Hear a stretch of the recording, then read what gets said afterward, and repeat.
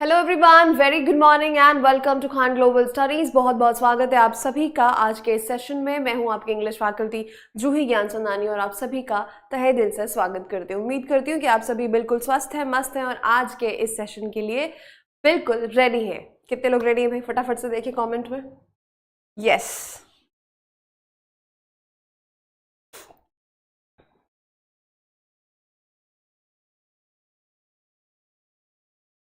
Very good.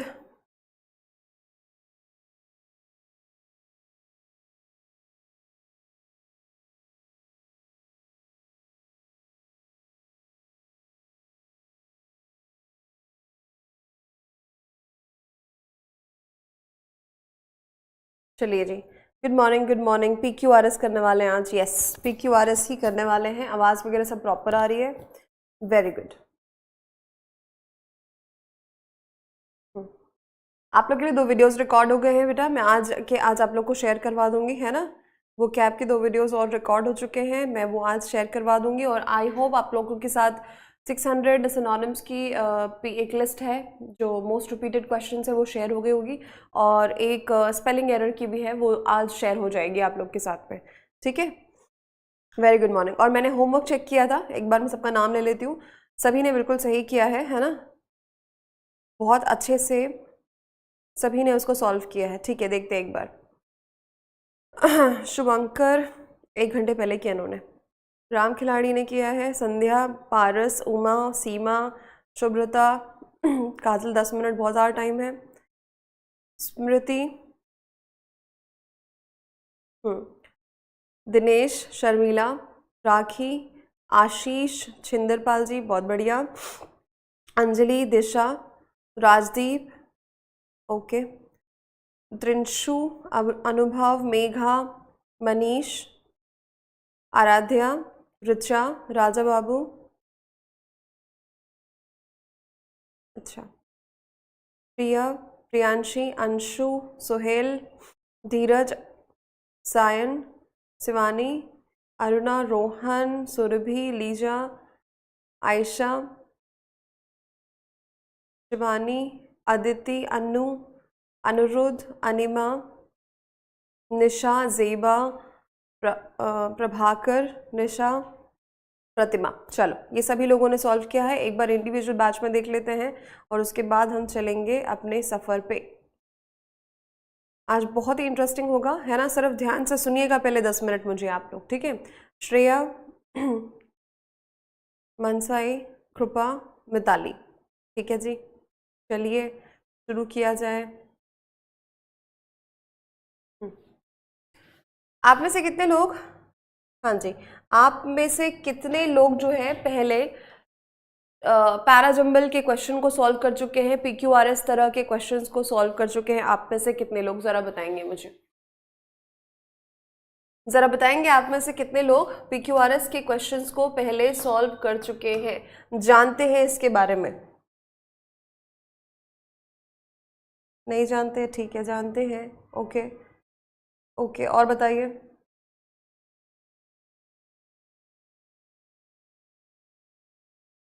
Live भी लेंगे बेटा, विथ है, इंग्लिश विथ है बेटा वो। चलो, नहीं किया? चलो एक बार बताते हैं क्या होता है। 2 तरीके के क्वेश्चंस आते हैं। पैराजंबल की बात करेंगे, है ना। पैराजंबल्स को पैराग्राफ में भी दिया जाता है, मतलब सेंटेंसेस बहुत सारे, और ये सेंटेंस रीअरेंजमेंट भी कहलाता है। ये क्या कहलाता है? सेंटेंस रीअरेंजमेंट, ठीक है। इसको हम पैराग्राफ पैराजंबल भी कहते हैं, सेंटेंस रीअरेंजमेंट भी कहते हैं। दोनों तरीके, 2 नामों से जाना जाता है। पहला अगर मैं बताऊं तो आपको एक सेंटेंस, एक क्वेश्चन में बहुत सारे सेंटेंस दिए होंगे, एज एन लाइक 4 सेंटेंस, बहुत सारे नहीं, 4 सेंटेंस। या तो उनको ABCD नाम देगा, है ना, या तो उसको वो PQRS नाम देगा, है ना। हर एक सेंटेंस को PQRS नाम दे देगा, ठीक है। ये हो गया। अब क्या होता है कि दूसरा जो तरीका होता है, ये तो हो गया पूरे पूरे सेंटेंसेस। दूसरा तरीका होता है, एक ही सेंटेंस है, एक ही सेंटेंस के कुछ शब्दों को लिख दिया यहाँ पे, उसके बाद 1, 2, 3 और 4 यहाँ पे दे दिया आपको PQRS। ये सेंटेंस एक है, ये क्या होता है बेटा, एक ही सेंटेंस होगा जिसको तोड़ दिया और तोड़ के इस तरीके से, जैसे ताश के पत्ते होते हैं, हम क्या करते हैं उसको पूरा शफल कर देते हैं, कार्ड्स खेलते समय क्या करते हैं पूरा शफल करते हैं उसको, इधर उधर कर देंगे। तो वैसे ही समझो कि ये सेंटेंस जो है ना, यहाँ पे सेंटेंसेस हो, यहाँ पर एक सेंटेंस हो, उसको वो ऊपर नीचे इधर उधर तोड़ के रख देता है। अब आपको क्या करना है, अरेंज करना है। देखो पहली बात, जो यहाँ वाला है, यहाँ पे 4 सेंटेंसेस होंगे जो एक्चुअली एक पैराग्राफ फॉर्म करते हैं। क्या फॉर्म करते हैं, एक पैराग्राफ फॉर्म करते हैं। मतलब उसमें एक के बाद अगर चारों को जोड़ोगे तो एक पैराग्राफ बनता है जिससे एक मीनिंग निकलती है ना। ऐसी अरेंजमेंट करनी है जिससे पैराग्राफ बने और उस पैराग्राफ से क्या निकले बेटा, एक मीनिंग, एक अर्थ, एक मायने निकले। ठीक है। दूसरा, यहाँ पर जो सेंटेंस होता है उसमें भी बात वही है, सेंटेंस तो एक ही है, उसका 2 शब्द मान लो यहाँ पे सामने आपको दे दिया तो ये तो फिक्स है, पहले यही आएगा, उसके बाद क्या होगा, उसके बाद क्या होगा, उसके बाद सेंटेंस कंप्लीट करना है। तो सेंटेंस को इस तरह से अरेंज करना है कि उसका एक मायने निकले। तो ये 2 तरीके से आपको क्वेश्चन पूछता है, PQRS ABCD कुछ भी दिया होगा। ठीक है। अब बात रही कि मैम अरेंज करना है, चलो ठीक है। सबसे आसान बात उसमें होती है, सबसे आसान जो आपको बहुत अच्छे से ध्यान पे रखनी है कि चाहे इस तरीके का पूछा गया हो, चाहे इस तरीके का पूछा गया हो, आपके पास ऑप्शंस दिए होते हैं, आपके पास ऑप्शंस दिए होते हैं। अनलाइक अदर एग्जाम्स, अगर मैं दूसरे एग्जाम्स की बात करूँ ना, बैंक वगैरह एग्जाम्स की बात करूँ, तो वहां पे ऑप्शन ऐसे नहीं दिए रहते हैं, है ना। ध्यान से देखो, अभी जो मैं समझा रही हूँ ना वो समझने की कोशिश करना। मैंने कहा था ना 10 मिनट बिल्कुल सुनो बातों को ध्यान से। ऑप्शंस दिए होंगे, ऑप्शंस में भी आपके पास में 4 ऑप्शन दिए रहते हैं। अब उन 4 ऑप्शन में से आपको क्या करना होगा, पेयर फॉर्म करना। जैसे मान लो यहाँ पे दिया है PQSR, RSPQ, है ना, SQPR, और उसके बाद दे दिया आपका QSPR। ठीक है। तो 4 ऑप्शन ऐसे दे दिया। अब आपको क्या देखना है कि इनमें से कौन सा फिट होगा। तो ऑप्शन की मदद से आप देखो, सबसे पहली बात तो मैं आपको ये सिखा दूंगी कि कैसे कैसे देखते हैं, बट सबसे ज्यादा जो फैक्टर हेल्प करता है, सबसे ज्यादा जो हेल्प करता है वो है ऑप्शन। ठीक है। ऑप्शन मेथड बहुत ज्यादा रामबाण है इसका, समझो। ऑप्शन मेथड जो है रामबाण है, ऑप्शन देख के आप इसके क्वेश्चंस को आसानी से बना सकते हो। ठीक है। इतनी बात समझ में आई कि क्वेश्चन में किस तरह का आता है और उसके बाद इनको बनाने में ऑप्शन की क्या मदद होती है, जरा बताना। ये आपस में चर्चा क्यों चल रही है?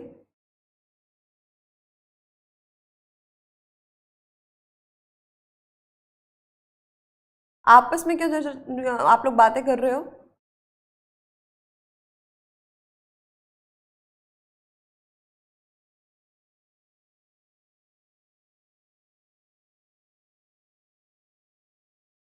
चलो फिर बातें करें, पहले पहले बात कर ले, क्या बोलते हो?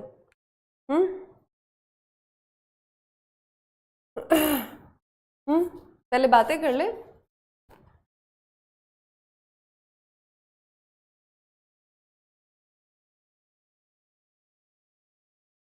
मैंने कहा था 10 मिनट मेरी बात को ध्यान से सुनना, उसके बाद ही आपसे क्वेश्चंस बनेंगे, नहीं तो नहीं बनेंगे। ठीक है। ध्यान से सुनोगे नहीं बातों को तो फिर कैसे करे बताओ, है फिर बनने नहीं लगेंगे। और इसके क्वेश्चंस पूछे जाते हैं भाई, एक तो तय है आना, एक से ज्यादा भी आते हैं, कभी 2 पूछ लेगा, कभी 3 पूछ लेगा। फिर ध्यान दो बातों को। ठीक है। अभी इतनी बात अगर समझ में आई है तो मेरी दूसरी बात अब समझो आप। ठीक है। दूसरी बात ये है कि जब भी, अभी इसमें ग्रामर की कैसे हेल्प होती है, ग्रामर की हेल्प लेंगे हम, है ना, ग्रामर की हेल्प लेंगे। ठीक है। और मैं इसको आपकी सुविधा के लिए 3 पार्ट्स में डिवाइड करूंगी, है ना, 3 पार्ट्स में डिवाइड करूंगी। पैराजंबल को पहले तो ग्रामर की हेल्प लेंगे हम, फिर पैराजंबल को पीजे को मैं, चलो मैं ना लिखती नहीं हूँ, मैं सिर्फ आपको बोल के बताती हूँ। ऐसा 3 पार्ट्स में डिवाइड करूंगी मैं इसको, है ना। जैसे एक ह्यूमन बॉडी होती है, तो ह्यूमन बॉडी में क्या होता है ना, हेड, बॉडी और टेल होता है। तो हेड पहला पार्ट, फिर बॉडी और उसके बाद टेल। ठीक है। अब यहाँ पर समझो, अब बोलोगे ह्यूमन के ह्यूमन का टेल थोड़ी होता है मैम, ठीक है, कोई बात नहीं, टेल नहीं होता, तो हम लोअर पार्ट की बात कर रहे हैं, ठीक है। यहाँ पर इसको मैंने पैराजम्बल को 3 पार्ट्स में डिवाइड किया। हेड मतलब यहाँ पे क्या हो गया, इंट्रोडक्शन। हेड मतलब क्या हो गया, ये इंट्रोडक्शन। इंट्रोडक्शन का मतलब होता है कि ये पहला स्टेटमेंट क्या होगा, फर्स्ट स्टेटमेंट। किसी भी पैराग्राफ का पहला स्टेटमेंट पढ़ते ही आपको समझ में आ जाता है ना कि ये कौन से मुद्दे पर बात की जा रही है, इसका जो है विषय क्या है, कौन सा एजेंडा लिया गया है इसमें, है ना, ये पैराग्राफ कौन से सब्जेक्ट के बारे में बात कर रहा है, ये पहले पढ़ के समझ में आता है, पहला स्टेटमेंट पढ़ के समझ में आता है, बहुत इंपॉर्टेंट होता है वो, ये होता है इंट्रोडक्शन। अब जिस सेंटेंस में आपको दे दिया है उसमें तो सवाल ही नहीं पैदा होता, उसको तो बहुत ही आसान हो गया, बट अगर जिसमें नहीं दिया है उसमें क्या करेंगे, पहला होता है इंट्रोडक्शन, दूसरा हो गया बॉडी, तीसरा हो गया टेल। अब मुझे बताओ, किसी भी सेंटेंस का, किसी भी पैराग्राफ का अगर इंट्रोडक्शन है तो वो किस तरह से होगा, उसमें ग्रामर की अगर मदद ले तो क्या यूज किया जाएगा, नाउन यूज किया जाएगा, प्रोनाउन यूज किया जाएगा, वर्ब यूज किया जाएगा, या फिर एडजेक्टिव आएगा, या फिर कंजंक्शन आएगा, क्या आएगा। अगर मैं बोलूं कि इंट्रोडक्शन है, इंट्रोडक्शन में क्या आना चाहिए, है ना। अगर मैं बोलूं कि एक पैराग्राफ जो कि जम्बल्ड फॉर्म पे, शफल्ड फॉर्म पे दिया हुआ है, उसका इंट्रोडक्शन फाइंड आउट करना है, तो हाईएस्ट पॉसिबिलिटी है पहला स्टेटमेंट होगा आपका नाउन से शुरू, है ना। नाउन उसमें रहेगा ही रहेगा, डेफिनेटली रहेगा। अभी नाउन है तो पॉसिबिलिटी कि उसके साथ में आर्टिकल यूज किया जाएगा। आर्टिकल होते हैं बेटा ए, एन और द। अब इसमें द आर्टिकल जो होता है वो हम तब यूज करते हैं जब, है ना, द आर्टिकल जो होता है वो हम तब यूज करते हैं जब ऑलरेडी किसी बात की चर्चा की जा चुकी है, तो यहाँ पर भी पॉसिबिलिटी बनती है कि आर्टिकल ए एन पहले आएगा, ठीक है। नाउन तो होगा ही होगा, नाउन के साथ पेयर हो सकता है आर्टिकल का, आर्टिकल ए एन का, द का भी पेयर हो सकता है, द प्लस नाउन भी हो सकता है। अगर कोई ऐसी बात बोली जा रही है जैसे जिसपे द ही लगता है, जैसे मतलब किसी इवेंट की बात कर दी, किसी मॉन्यूमेंट की बात कर रहा है, या किसी प्लैनेट की बात कर रहा है ना, तो वहाँ पे द आ ही जाएगा। बट अगर वो बिल्कुल शुरू हो रहा है तो आर्टिकल ए एन से शुरू हो सकता है, नाउन के साथ शुरू हो सकता है, मतलब चांसेस क्या है, ये है किसी नाउन के साथ ही शुरू होगा। अब यहाँ पर कभी कभी कहावत, सेइंग या मुहावरा भी आ सकता है ना, कोई सेइंग आ सकता है, या कोई रिसर्च मान लो किया गया, एज पर द रिसर्च बोल सकता है, अकॉर्डिंग टू इस तरह का स्टेटमेंट आ सकता है ना, अकॉर्डिंग टू द रिसर्च ऐसा स्टेटमेंट आ सकता है। तो ये सारी पॉसिबिलिटीज है आपकी इंट्रोडक्शन में आने की। तो नाउन तो डेफिनेटली आएगा, नाउन तो डेफिनेटली आएगा, मतलब कोई तो शुरुआत होगी ना, पैराग्राफ की एक शुरुआत होगी जिसमें लिखा रहेगा कि भाई इसके बारे में बात हो रही, तो वो इसके बारे में क्या होगा, प्रोनाउन से तो नहीं स्टार्ट होगा कि ही शी से स्टार्ट कर दिया, कोई ना कोई नाम होगा, कोई ना कोई ऐसा टॉपिक होगा जो नाउन है, जो इंट्रोड्यूस किया जा रहा है, ठीक है। समझ में आई बात, यस, इतनी बात समझ में। अब बेटा अगर पहला पार्ट नाउन है तो क्या हम बार बार नाउन को रिपीट करते हैं। जैसे मान लो कि मैंने एक क्रिकेटर के बारे में बोलना है, ठीक है, मैंने सचिन तेंदुलकर के बारे में पैराग्राफ देखा, तो पहले में लिखा रहेगा सचिन तेंदुलकर का पूरा नाम, अभी दूसरे में फिर से सचिन लिखा रहेगा, तीसरे में फिर से सचिन, चौथे में फिर से, 4 सेंटेंस है, चारों में सचिन के बारे में बोला जा रहा है। तो क्या होगा, हम क्या करते हैं, रिपीटेशन नहीं करते इंग्लिश में। पहले सेंटेंस में अगर सचिन का नाम आ गया है, दूसरे तीसरे चौथे स्टेटमेंट में उसको कैसे रिप्रेजेंट करेंगे, हम उसको रिप्रेजेंट करेंगे प्रोनाउन से। तो बॉडी मतलब सेकेंड वाला, सेकेंड और थर्ड जो सेंटेंस है वो बॉडी में आएगा, फर्स्ट सेंटेंस यहाँ आएगा, फोर्थ मतलब लास्ट वाला टेल में आएगा, ठीक है। यहाँ पे थर्ड फोर्थ भी रख सकते हैं या सिर्फ फोर्थ भी रख सकते हैं, ठीक है। अब देखो, तो प्रोनाउन आएगा, वो डिपेंड करता है कि यहाँ पे नाउन क्या यूज किया गया है। अगर कोई मैस्कुलिन है, मेल पर्सन के लिए तो ही आ जाएगा, नहीं तो शी आएगा। अगर मान लो कि कोई ही शी नहीं, किसी इवेंट के बारे में बोला है तो इट आ जाएगा। अगर बहुत सारे के बारे में कुछ कहा गया है तो दे आ जाएगा। ये पॉसिबिलिटी है, समझ में आया। तो हम कैसे कनेक्ट करेंगे, नाउन को देखा, प्रोनाउन से कनेक्ट किया, नाउन को देखा, प्रोनाउन से कनेक्ट किया कि इसके बाद तो यही बोला जाएगा, ठीक है। अब हो सकता है कि वहां पे भाई 2 और 3 2 स्टेटमेंट है, यहाँ पर तो एक समझ गए, दोनों में ही, इसमें भी ही बोला है, फिर इसमें भी ही बोला है, तो यहाँ पर हम मदद लेंगे फिर थोड़े कॉमन सेंस की, और फिर ऐसी बात की जो कि यहाँ पर बोली गई है। देखो कड़ी मिलेगी, आपके 4 सेंटेंसेस है ना, 4 सेंटेंसेस में से चारों में आपको देखना यहां पर कोई इंफॉर्मेशन होगी जो इससे कनेक्टेड होगी, यहां पर कोई इंफॉर्मेशन होगी जो इससे कनेक्टेड होगी, यहां पर कोई इंफॉर्मेशन होगी जो इससे कनेक्टेड होगी। मतलब क्या होगा बेटा, आपको ध्यान देना है जोड़े बनाने पे, पेयर फॉर्मेशन पे। किस पे ध्यान देना है? आपको बहुत अच्छे से ध्यान देना है कि हम कैसे जोड़ा बनाए, पेयर फॉर्म कैसे करें। अच्छा यहाँ पे ये बोला, इसके बाद ही तो ये बोलेगा, ये थोड़ी बोलेगा, है ना। तो वो मैं सिखाऊंगी आपको, क्वेश्चन देखेंगे पढ़ेंगे तो समझेंगे। इतना समझो कि यहाँ पर हो गया प्रोनाउन, है ना। अब उसके बाद में जब हम टेल की बात करते हैं तो यहाँ पर कैसा स्टेटमेंट होगा, जो कंक्लूड कर रहा होगा। कैसा करेगा? कंक्लूडिंग होगा। मतलब यहाँ पर वो पैराग्राफ को खत्म करता है।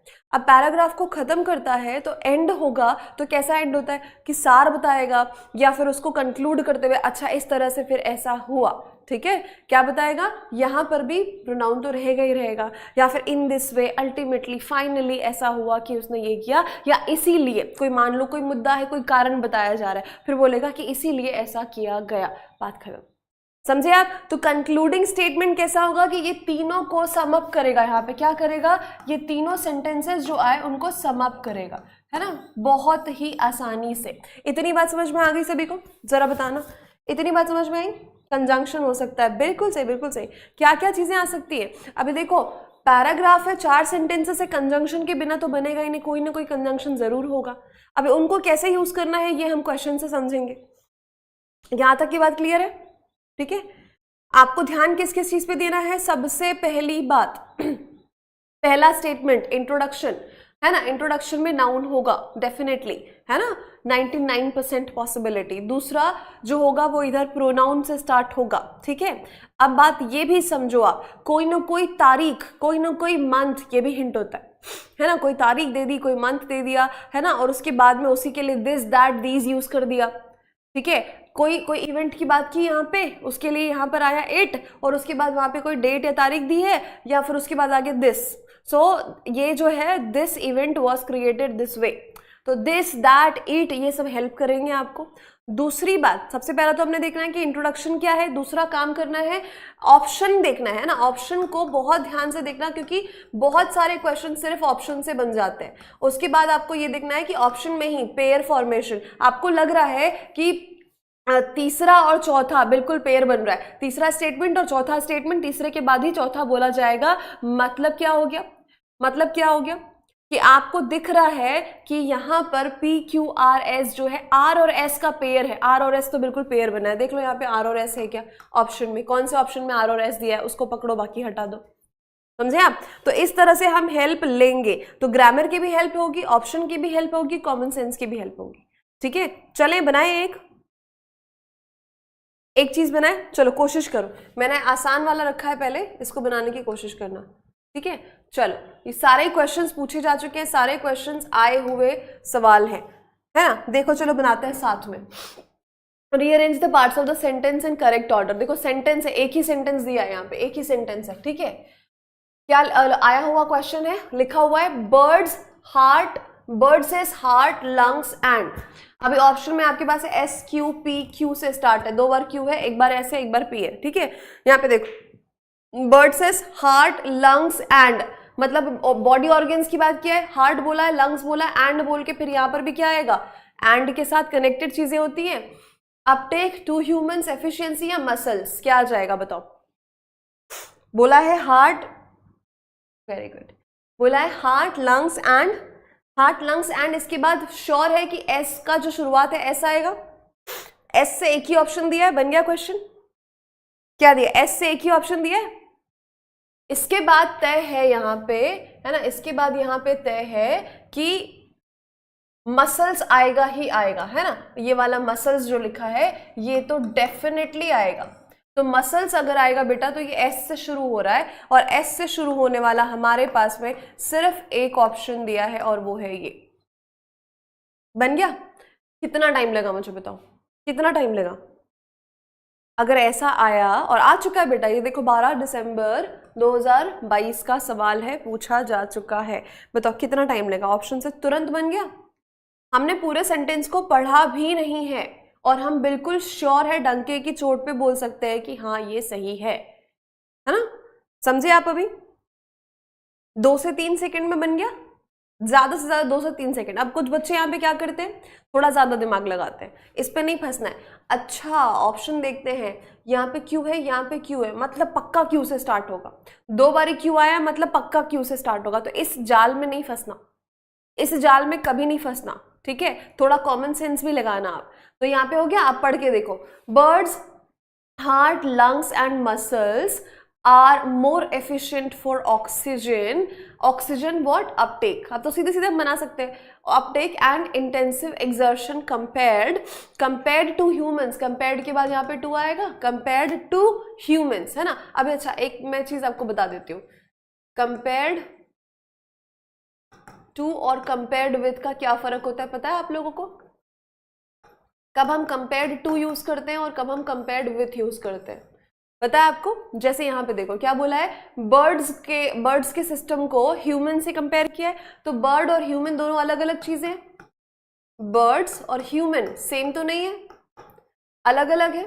जब दो अलग चीजों में कंपैरिजन होता है तो हम कंपेयर्ड टू यूज करते हैं। बट अगर दो सेम चीजों में होगा, जैसे मैंने बोला, मैंने विराट कोहली और मैंने राहुल, है ना, इस पे कंपेयर किया, ठीक है, ठीक है। तो ये दोनों क्या है, दोनों यहां पर क्रिकेटर्स है, तो ये हो जाएगा कंपेयर्ड विथ, है ना। बात समझे? ये एडिशनल टिप वाली बात थी, यहाँ पे आया तो मैंने आपको बता दिया, कंपेयर्ड विथ, कंपेयर्ड टू, ठीक। यस, मेन मसल से कैसे शुरू होता बेटा मोहन? यहाँ पे पहला वाला तो दिया हुआ है ना, मैंने आपको क्या बताया था, ये इस तरीके का सेंटेंस आएगा जिसमें फर्स्ट पार्ट ऑफ सेंटेंस दिया हुआ है, आपको तो सेकंड ढूंढना है सीधे। Birds is heart lungs and muscles, and देख के छोड़ दिया है, एंड देख के छोड़ दिया है, उसके बाद PQRS ऑप्शन दिया है, तो आपको पहला ढूंढना ही नहीं था, पहला तो आपके पास परोस के दिया हुआ था, ठीक है, समझ गए?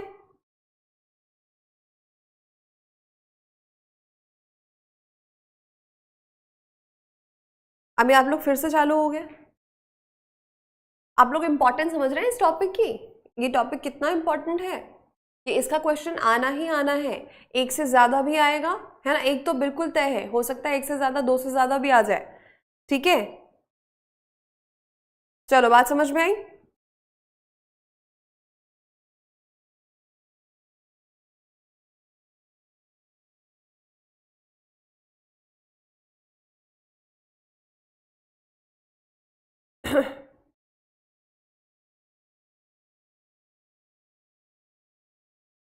चलो अगला सवाल बनाओ, अगला सवाल बनाने की कोशिश करते हैं, ठीक है। अगला सवाल बनाओ। टफ है थोड़ा? बिल्कुल नहीं बेटा, बिल्कुल नहीं है, बड़ी बिल्कुल भी नहीं टफ। चलो ध्यान से देखो क्या बोला हुआ है, अब इसको बनाना है, अब ध्यान से दोनों को मिलके बनाते हैं इसको, ठीक है। क्या बोला हुआ, the question below consist of a set of labelled sentences out of 4 options given, select the most logical order of the sentences from a coherent paragraph. PQRS ये दिया हुआ है आपके सामने, ठीक है, ये आपके सामने में दिया हुआ है, 4 सेंटेंसेस है और ये पूछा गया सवाल है और ऑप्शन भी दिया हुआ है। पहले आप देखो कि क्या है, हम चलते हैं सीधे ऑप्शन मेथड से, ठीक है। चलो पहले सीधे ऑप्शन मेथड से चलते हैं। आर से शुरू हो रहा है, आर से देखते हैं। The focus is on access to data, बिल्कुल नहीं, यहाँ तो कुछ चीज क्लियर ही नहीं हो रही है, हटा दो इसको, ऑप्शन से चलते हैं। पी से शुरू हो रहा है, पी में लिखा है basically smart farming, inverted commas में दिया है ना, कोई टॉपिक है ये। Smart farming is applying information and data technologies for optimizing complex farming system. हमारा जो खेती किसानी करने का सिस्टम है उसके लिए स्मार्ट फार्मिंग की बात की गई है, ठीक है। पी से शुरू हो सकता है, आगे देखते हैं। एस से हो रहा है क्या, the technology used in smart farming, नहीं, पहले तो हम बात करेंगे टेक्नोलॉजी की, उसके बाद ऐसा आएगा, तो मतलब बात पक्की है कि पी से शुरू हो रहा है, हाँ या ना? शुरुआत पी से हो रही है, बात पक्की है, इतना समझ में आया? पहले बताओ, यहां तक आंसर करो कि ये पूरा जो पैराग्राफ है उसकी शुरुआत पी से हो रही है, जरा बताना। हाँ जी बोलो, मुझे बताओ, शुरुआत पी से हो रही है, इतना समझ में आ गया कि हम बात कर रहे हैं, हमारा जो सब्जेक्ट है, टॉपिक है, वो क्या है, स्मार्ट फार्मिंग है, हाँ या ना? 2 ऑप्शन है आपके पास में, एक लिखा हुआ है PRSQ, दूसरा लिखा है PQSR। जब P श्योर हो गया तो अब हमको देखना है R आएगा या Q आएगा, ठीक है, और हमें आंसर मिल जाएगा, ठीक। चलो अभी देखो और भी आराम से, P के बाद लिखा है R, हम बात कर रहे हैं स्मार्ट टेक्नोलॉजी की, smart farming is applying information and data data technologies for optimizing complex farming system. मतलब स्मार्ट फार्मिंग क्या है? स्मार्ट फार्मिंग को बता रहा है कि जो इंफॉर्मेशन और डेटा टेक्नोलॉजी है हमारे पास में, उसको यूज करना हमारे फार्मिंग सिस्टम को ईजी करने के लिए, वो होता है स्मार्ट फार्मिंग। ठीक है, तो स्मार्ट फार्मिंग को डिफाइन किया। अब उसके बाद एक ऑप्शन कहता है आर आएगा, the focus is on access to data and how farmers can use the collected information intelligently. दूसरे में कह रहा है पी के बाद क्यू, विद दीज टूल्स। अभी ये दीज टूल्स, यहाँ तो हम टूल्स की बात किए नहीं है, यहाँ पर आप पेयर बनाना सीखो, ध्यान से सिर्फ मेरी बातों को सुनना है ना। यहाँ पर मैंने आपको क्या बोला था, जो पहला कोई भी स्टेटमेंट होगा उसमें कोई ना कोई कड़ी जुड़ी होगी दूसरे वाले से, तो जो कड़ी यहाँ पर जुड़ी हुई है वो कड़ी क्या है पता है आपको? ये डेटा लिखा हुआ है, डेटा।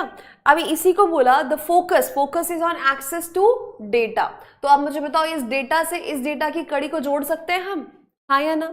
ठीक है, अब बात करो कि ठीक है इसको जोड़ दिया, क्यों नहीं आया? तो क्यों नहीं आया ये बताते हैं आपको। The technology used in smart farming range from IoT and robotics to drones and AI। तो यहाँ पर ये टेक्नोलॉजीज की बात की है, ये टूल्स की बात की है। यहाँ पे कौन कौन से टूल्स? रोबोटिक्स हो गया, ड्रोन्स हो गया, AI हो गया। अब उसको बोला है विद दीज टूल्स। मुझे बताओ ये वाले टूल्स की बात जो की गई है, ये वाले टूल्स की जो बात की गई है, इन्हीं के लिए वहां पे दीज टूल्स लगाया गया। तो क्या हम बोल सकते हैं कि S और Q का पेयर बनता है और साथ में P और R का पेयर बनता है? तो हमारा आंसर बन गया ये। बोलो भाई, इतनी बात समझ में आई? अरे भाई होने दो, गलत होने दो, कोई दिक्कत नहीं है। आप हड़बड़ा रहे हो ना, मैं आपको सॉल्व करने थोड़ी बोल रही हूँ, मैं तो आपको समझने बोल रही हूँ। आप लोग अगर जंप करके आगे सॉल्व करोगे तो गड़बड़ होगा ना। पहले सुनो और समझो, तो पता ही नहीं है प्रोसेस और बनाओगे तो दिक्कत तो होनी है। मेरी बात समझ में आई? फिर से मैं पूरा हटा देती हूँ इन सब चीज़ों को और मैं फिर से समझाती हूँ आपको, ठीक है? बिल्कुल ध्यान से एक बार और समझना और उसके बाद आप लोग जंप करना आंसर पे, ठीक है जी? इसके बीच में किसी ने कुछ भी बोला तो आज मुझसे सुनेगा डांट वो, है ना। इसके बीच में अगर आप लोगों ने ये सब बकवास स्टार्ट की ना तो फिर डांट पड़ेगी आप लोग को। बहुत सीरियस अच्छा टॉपिक है और बहुत सीरियस कॉन्वर्सेशन हो रही है, तो आप थोड़ा सा ना ध्यान दीजिए, ठीक है? ध्यान दीजिए। बिल्कुल कोई अभी बात करेगा ही नहीं, सिर्फ मेरी बात को 2 मिनट ध्यान से सुन लो, सारे क्वेश्चंस आगे खुद बना लोगे। बहुत सारे क्वेश्चंस हैं, ठीक है? अभी एकदम क्वाइट हो जाएंगे 2 मिनट के लिए, बिल्कुल क्वाइट, कोई आवाज नहीं करेगा, कोई बात नहीं करेगा, ठीक है? कोई कमेंट पे देखेगा ही नहीं, और जो कमेंट कर रहा है वो बिल्कुल बेवकूफ बच्चा होगा, बिल्कुल बेवकूफ, जो बात नहीं सुन रहा, ठीक है? ध्यान से देखो, मैंने बोला कहीं मत जाओ, सीधे सबसे पहले ऑप्शन पे आ जाओ, है ना। मत पढ़ो पैराग्राफ, अभी पैराग्राफ को पढ़ो ही मत, सीधे ऑप्शन पे आते हैं, ठीक है? पहला लिखा है आर से स्टार्ट होगा, तुरंत देखो आर को पकड़ो। The focus is on access to data and how farmers can use the collected information intelligently. इसमें तो मुझे समझ में नहीं आ रहा कि मुद्दा क्या है, टॉपिक क्या है। ये तो इंट्रोडक्शन हो ही नहीं सकता कि फोकस किस चीज पे, किसके बारे में बात हो रही है। भैया मुझे तो यही नहीं पता चल रहा, अभी किसके बारे में बात हो रही है मुझे यही नहीं पता चल रहा। तो क्या मैं इसको तुरंत हटा सकती हूँ यहाँ से? बिल्कुल कट किया मैंने, हटा दिया। फिर लिखा है पी से शुरू हो रहा है। देखो बेसिकली स्मार्ट फार्मिंग, अभी यहाँ पे मुझे हिंट तो मिल गया कि स्मार्ट फार्मिंग की बात हो रही है। इज अप्लाइंग, स्मार्ट फार्मिंग क्या है ये बताया गया पहले वाले में। Is applying information and data technologies for optimizing complex farming system. तो हमारा जो कॉम्प्लेक्स जटिल एक किसान वाला खेती वाला सिस्टम है उसको ईजी करने के लिए यूज करना, तो इसको बोलते हैं स्मार्ट फार्मिंग, है ना। ये बात हमको समझ में आ गई कि हाँ जी पी से पॉसिबिलिटीज है कि हो सकता है, बट अभी भी जंप नहीं करना कि अच्छा पी हो गया, एस है और फिर पी है। एस में देखते हैं क्या लिखा है, the technology used in smart farming range from, नहीं, हमको पहले स्मार्ट फार्मिंग क्या है ये बताना पड़ेगा। तो हमारे पास अभी 2 ऑप्शन बिल्कुल साफ साफ हो गए। पहला ऑप्शन दिख रहा है PRSQ, दूसरा ऑप्शन दिख रहा है हमारे पास में PQSR। अभी हमको आंसर मिल जाएगा जब हम ये तय कर लेंगे कि ये वाला सही हो रहा है या ये वाला सही हो रहा है। जब हम क्या तय कर लेंगे कि हमारे पास दूसरा वाला R होना चाहिए, दूसरा वाला Q होना चाहिए, हमारा आंसर मिल जाएगा। ठीक, अब चलते हैं कि R लिखा हुआ है यहाँ पे, P के बाद R है। The focus is on access to data and how farmers can use the collected information intelligently. Simple सी बात है, जो भी सेंटेंस पहले आया पहले वाले में ही कुछ ना कुछ हिंट दिया होगा कि उसके बाद क्या है। भाई कड़ी जुड़ी रहेगी ना। मैं अगर बोलूं कि अच्छा China is a hugely populated country और फिर मैं आ जाऊं कि मैं और कुछ पाकिस्तान की बात करने लग जाऊं, मतलब चाइना मुद्दा है, मैंने पाकिस्तान की बात कर दी, क्या यहाँ तालमेल बैठा? नहीं। जब तक कि कोई ऐसा ना बोलूं जो मैंने बोला China is a hugely populated country, फिर मैं चाइना के बारे में कुछ बताऊंगी तो वो कनेक्टेड होगा ना एक सेम टॉपिक से। मैंने बात की चाइना की, मैं पहुंच गई पाकिस्तान, तो ये तो कनेक्शन हुआ ही नहीं, है ना। तो कनेक्शन होना चाहिए। पहला स्टेटमेंट जो आया है उसके बाद जो दूसरा आने वाला है उसमें कनेक्शन होना चाहिए, लिंक होना चाहिए, तभी तो साथ में बैठेंगे वो। तो यहाँ पे हो गया, डेटा की बात की गई है। अभी आ जाओ बेटा, डेटा यहाँ पे बोला गया। तो फोकस क्या है? फोकस किस चीज पे है? ऑन एक्सेस टू डेटा, कि डेटा को हम एक्सेस करें and how farmers can use it. और फार्मर्स जो है वो कैसे यूज करें, क्योंकि फार्मर्स जो है इतने पढ़े लिखे इंटेलिजेंट और ना इस तरह से नहीं बोल सकते मोस्टली, है ना। मोस्टली अगर देखा जाए तो बेटा खेती किसानी करने वाले जो लोग होते हैं बहुत सिंपल सीधे साधे से लोग होते हैं। अब ये टेक्नोलॉजीज के बारे में तो उनको नहीं पता होता है। तो अब फोकस किस चीज पे है कि पहले तो हम डेटा को एक्सेस करें। दूसरी बात है अब फार्मर्स इनको कैसे यूज करेंगे, इनको सिखाना, इंफॉर्मेशन टेक्नोलॉजी IT को वो कैसे यूज करेंगे ये बताना। तो पहले बात की कि स्मार्ट फार्मिंग क्या होती है, दूसरा बता रहा है कि कैसे उसको एक्सेस करके इसको यूज करवाना है। तो यहाँ पे कनेक्शन बन गया P और R का। मेरा मतलब लगभग 99% तो सॉल्व यहीं पे हो गया, ठीक है। अब मैं दूसरे वाले को चेक कर लेती हूँ कि क्या P के बाद Q की पॉसिबिलिटी है। लिखा है विथ दीज टूल्स। हम तो टूल्स की बात किए ही नहीं है, यहाँ पर तो हम किसी टूल की नहीं बात की, हम तो बताएं स्मार्ट फार्मिंग क्या होती है, ठीक है। चलो आगे देखो भाई, क्या S और Q का बन रहा? अगर ये Q इधर नहीं आ रहा तो क्या यहाँ पे पेयर बन रहा है इसका? देख लो भाई, the technology used in smart farming range from this and robotics to drones to AI। तो यहाँ पर हम किसकी बात कर रहे हैं? हम यहाँ पर बात कर रहे हैं टूल्स की, औजारों की, टूल्स की बात कर रहे हैं। तो ये स्मार्ट टूल्स, दीज टूल्स, अब S और Q में बन गया जोड़ा, P और R में बन गया जोड़ा। तो P और R कनेक्ट हुए डेटा से, है ना। P और R किससे कनेक्ट हुए बेटा? P और R कनेक्ट हुए आपके डेटा से।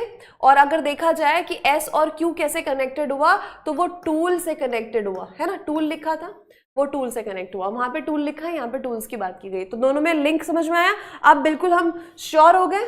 यस। चलो बोलो, अब बताओ, अब समझ में आई बात?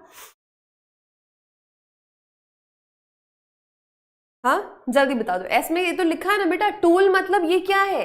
रोबोटिक्स एक माध्यम है, रोबोटिक्स एक टूल है, ड्रोन्स एक टूल है, IoT एक टूल है, AI एक टूल है, ये तो टूल्स है ना, औजार तो यही है। स्मार्ट फार्मिंग मतलब टेक्नोलॉजी, टेक्नोलॉजी के टूल्स क्या है ये तो दिए हुए हैं। मैंने कहा ना कॉमन सेंस यूज करना है, कॉमन सेंस भी चाहिए। यही तो टूल्स मतलब क्या सीधे ऐसे टूल्स लिखा रहेगा? नहीं, ये दीज, चलो ठीक है, टूल्स नहीं समझ में आया, ये देखो दीज लिखा है। दीज क्या होता है? प्लूरल होता है। दीज क्या होगा? प्लूरल होगा। अभी प्लूरल मतलब कितने सारे टूल्स बताए गए हैं, ये वाली टेक्नोलॉजी यूज कर सकते हैं, रोबोटिक्स यूज कर सकते हैं, ड्रोन्स यूज कर सकते हैं, AI यूज कर सकते हैं। तो ये सारी क्या हो गई? टेक्नोलॉजीज हो गई, यही तो टूल है। ये हो गया आपका दीज यूज कर दिया गया, तो दीज तो प्लूरल के लिए आएगा, वो प्लूरल तो दिया हुआ है। आप समझ में आया? अब क्लियर हो गई बात?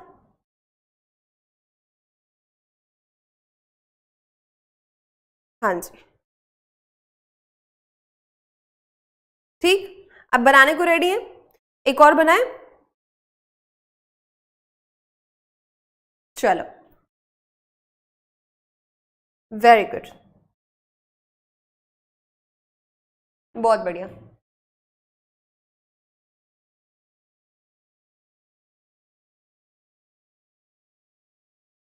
रिंचू बेटा दोनों कर सकते हो, बट मैं आपको बोलूंगी पहले ऑप्शन पे जाओ, ऑप्शन पे जाके फिर ग्रामर को चेक करोगे, ऑप्शन पे जाके ग्रामर को लिंक बाद फिर करो।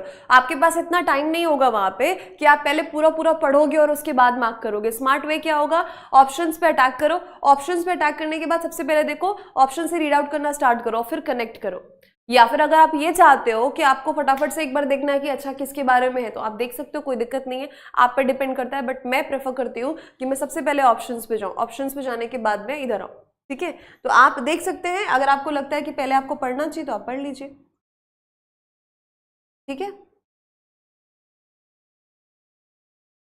ऑप्शन पे देख के उसके बाद नाउन देख सकते हो, या फिर सीधे ऑप्शन पे जा सकते हो, कोई दिक्कत वाली बात ही नहीं है, ठीक है। चलो अभी दोनों तरीके से करके देख लो इसको। अभी ये है आपका एक ही सेंटेंस दिया है, क्या लिखा हुआ है मैं बता दे रही हूं आपको, ठीक है। बैक इन अप्रैल ये फिक्स है, पहले आएगा, शुरू होगा इससे, बैक इन अप्रैल। अब उसके बाद में लिखा है an afternoon walking around the Tillman Sand Ridge Heritage Preserve, I was visiting family in South Carolina and my brother and I spent. ठीक है, अब बताओ, दोनों तरीके से सॉल्व करके देख लेते हैं, है ना, जिससे आप कंफर्टेबल हो, आप वो करिएगा।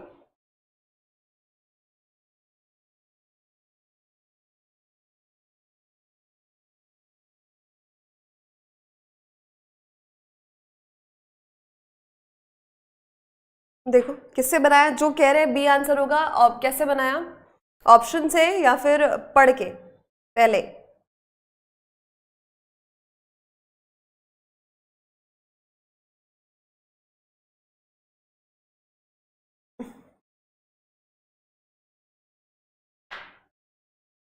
ऑप्शन से, ठीक है, चलो देखो क्या लिखा हुआ है, पी से start. Back in April an afternoon walking around doesn't make any sense, है ना, बैक इन अप्रैल के बाद एन आफ्टरनून कैसे आ जाएगा, है ना। उसके बाद लिखा है R, back in April I was visiting family in South Carolina, बिल्कुल सही। यहाँ तो लग रहा है कि बैक इन अप्रैल, अप्रैल में वो अपनी फैमिली को विजिट कर रहा था, यहाँ दिस मेक सेंस। क्यों से देख लेते हैं, शुरू हो रहा है क्या, back in April the Tillman Sand Ridge Heritage, कोई कनेक्शन नहीं है, तो मतलब आर से शुरू हो रहा है, ये वाली बात पक्की हो गई। आर से शुरू हो रहा है तो आर क्यू या आर एस देखना पड़ेगा, अभी एस आएगा या फिर क्यू आना चाहिए, दोनों में से क्या आएगा देखते हैं। लिखा हुआ है back in April I was visiting family in South Carolina and my brother and I spent an afternoon walking around this. बन गया, मुझे बताओ, हमने आर से शुरू किया, आर से शुरू करने के बाद यहाँ पे क्या बोल रहा है कि अप्रैल में वो अपनी फैमिली को साउथ कैरोलिना में विजिट करने गया, ठीक। अब उसके बाद क्यू आएगा क्या, द टिलमैन, इसके बाद अगर मैं क्यू लगा दूं, क्योंकि यहाँ पे तो क्यू लगा हुआ है, कैरोलिना, फिर the Tillman Sand Ridge Heritage Preserve, इसका तो कोई कनेक्शन नहीं, क्योंकि यहां से ये कनेक्टेड है ही नहीं, कोई भी लिंक नहीं बन रहा। अगर मैं इसको ऐसा बोलूं कि साउथ कैरोलिना गए एंड उसके बाद में ये बोल रहे एंड माई ब्रदर एंड आई, फिर मेरा भाई और मैं स्पेंट, क्या स्पेंड किया, एन आफ्टरनून, ये लिखा है एन आफ्टरनून वॉकिंग अराउंड, कहाँ वॉक कर रहे थे, walking around the Tillman Sand Ridge Heritage Preserve, ये एक जगह का नाम है, इस जगह के अराउंड वो वॉक कर रहे थे। मुझे बताओ, अब बन गई बात। तो ऑप्शन बी कॉमन सेंस भी, दोनों लगाया,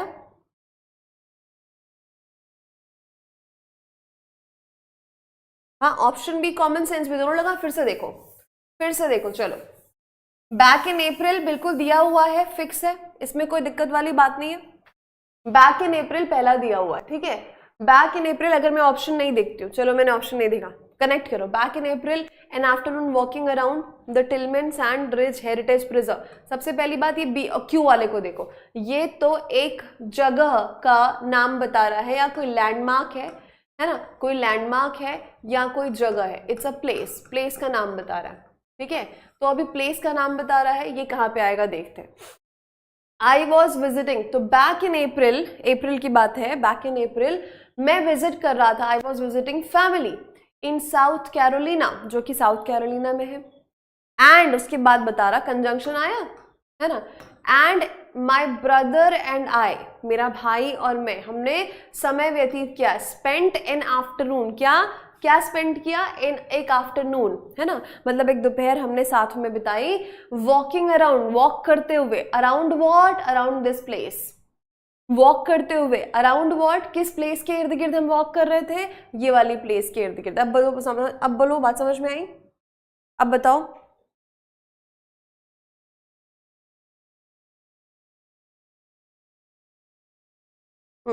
अब बोलो, क्लियर हुई बात, टेल मी आंसर क्या हो जाएगा यहाँ पे, हाँ, आर के बाद S, B option, yes, clear हो गई, सारे के सारे जल्दी बताओ। हाँ, कोई बात नहीं, हो जाने दो गलत भाई, पहला दूसरा तीसरा गलत हुआ, कोई दिक्कत नहीं है, पहले हमको समझना है, और ये सारी चीजें क्या होती हैं, पहले समझो कॉन्सेप्ट को, पकड़ मजबूत बनाने के लिए क्या करना है, बहुत सारे क्वेश्चन सॉल्व करो, तभी आपकी पकड़ उस पर मजबूत होती है। कॉन्सेप्ट को समझो, पहले तरीका समझो, और उसके बाद थोड़ी हड़बड़ी करो, मतलब बनाओ। ये सच में मैं ना अभी क्या करूं, इनको ब्लॉक करवाऊं, आप लोगों को जो ये मोदी जी कर रहे हैं यहाँ पे, पढ़ाई नहीं सूझ रही है और ये सब फालतू के काम कर रहे हैं, आप लोग डिस्टर्ब कर रहे हैं क्लास को। वो बच्चे जो पढ़ना चाह रहे हैं वो भी डिस्टर्ब हो रहे हैं, और कमेंट्स में अगर किसी ऐसे बच्चे का जो जेन्युइन कमेंट है वो नहीं देख पा रही आप लोग की वजह से, तो प्लीज थोड़ा सा ना ये बंद करिए। अभी तक इतने अच्छे से पेश आए आप लोग, है ना, इतने अच्छे से हमने क्लासेस किए हैं, अभी आके क्यों लास्ट में आप लोग ऐसा कर रहे हो? ये सब जो भी अब करेगा ना वो बॉयकॉट होगा मेरी क्लास से। फिर प्यार से पढ़ाई करो भाई, पढ़ाई करो। काम क्या आएगा अभी? पढ़ाई काम आएगी ना, सुबह सुबह उठ के यही सब बकवासें करनी है। चलो अभी क्वेश्चन को देख के घबराना बिल्कुल नहीं, पहली बात बता दे रही हूं मैं, क्वेश्चन को देख के बिल्कुल नहीं घबराना। ओमनीवोर, ओमनीवोरस के नाम पे अभी देखो जो मैंने आपको बताया था, ग्रामर वो भी मदद करेगा, ऑप्शन भी मदद करेगा। ऑप्शन पे जाओ ग्रामर पकड़ो, ऑप्शन पे जाओ ग्रामर पकड़ो, यही करो। चलो कोशिश करो, मैं इसमें कुछ नहीं बताऊंगी, आप अपने तरीके से सॉल्व करने की कोशिश करो, इसको बनाने की कोशिश करो, मैं कुछ नहीं बोलूंगी अभी, ठीक है बेटा? ऐसा नहीं दिया होगा, ऐसा दिया भी होगा तो दूसरे में हिंट पकड़ लेना। हाँ वहां पर भी ऐसा कुछ हो रहा है, वहां पर भी अभी बताना पड़ेगा, सभी को कुछ कहना पड़ेगा, मतलब चर्चा की जगह नहीं है।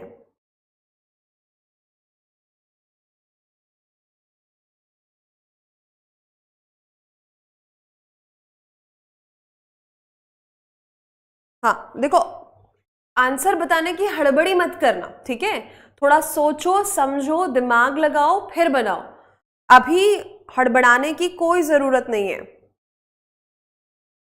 नहीं बेटा, क्वेश्चन देख के छोड़ना नहीं, बहुत आसानी से स्कोर होते हैं मार्क्स इसमें, आंसर आपके सामने ही होता है।